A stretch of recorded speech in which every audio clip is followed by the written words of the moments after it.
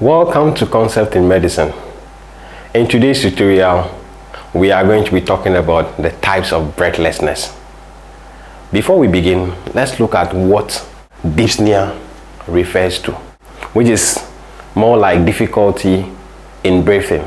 So when we say dyspnea, simply refers to the sensation of difficult or uncomfortable breathing.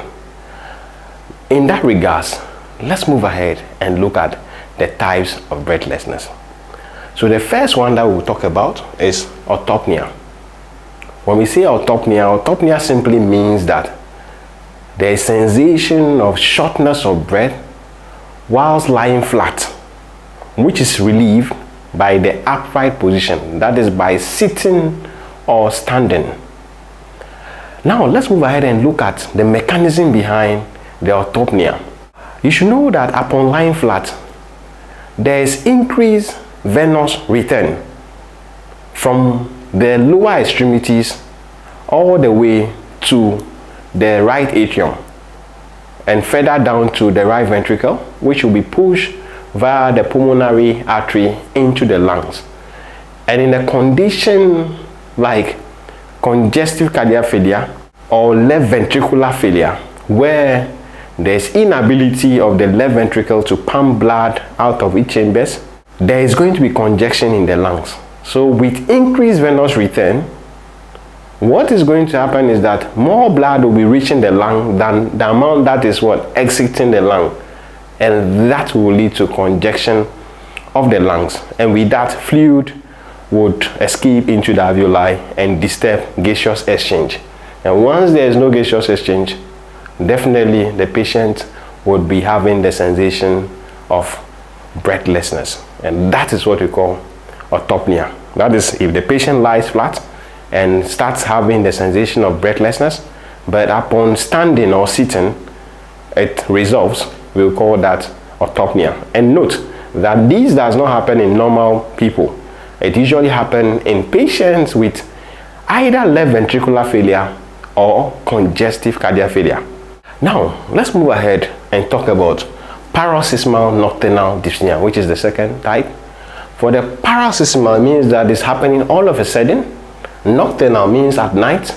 Dyspnea, we know, is what? Shortness of breath.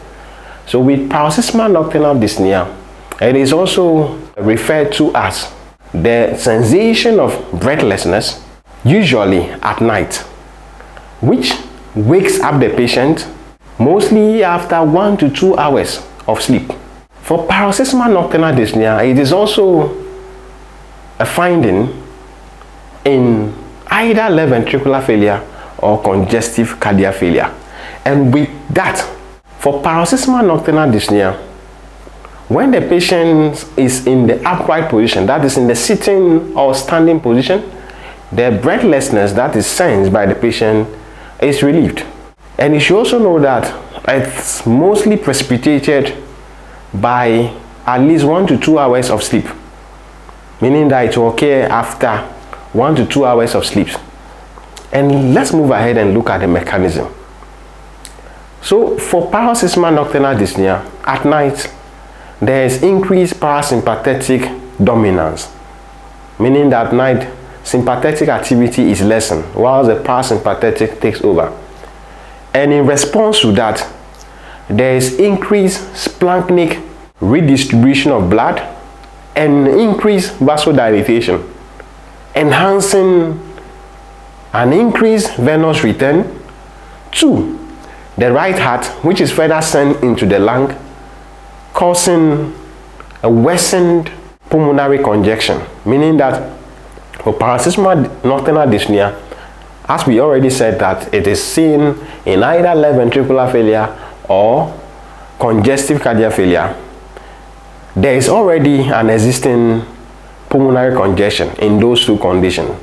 So at night, as a result of the increased parasympathetic activity, the response to that will be an increased splanchnic redistribution of blood and an increased vasodilatation. And these two in combination would increase the venous return to the right heart.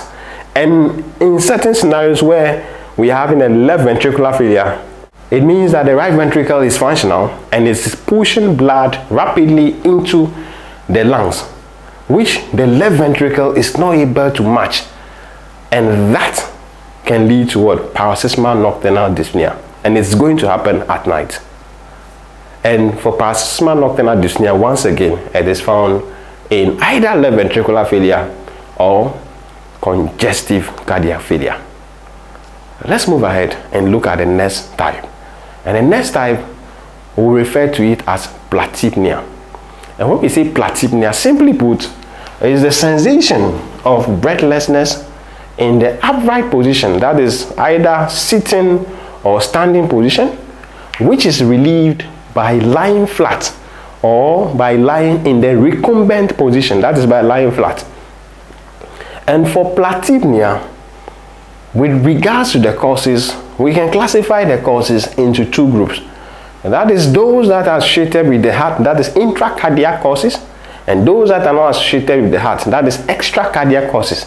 And the extracardiac causes will be related to the lungs. And with the lungs, they can also be subgrouped into intrapulmonary and extrapulmonary shunt. So let's look at the first cause, the first group of causes. That will be the extracardiac shunt. For the extracardiac shunt, we can think of pulmonary arteriovenous malformations. We can also think of hepatorenal syndrome, and finally interstitial lung disease, or what we call lung parenchyma disease. For the intracardiac shunt, simply we can talk about the patent foramen ovale. We can also think of atrial septal defects, and finally talk of atrial septal aneurysm. And those constitute the causes of Platypnoea. There's another finding associated with Platypnoea, but it is not always present in every patient.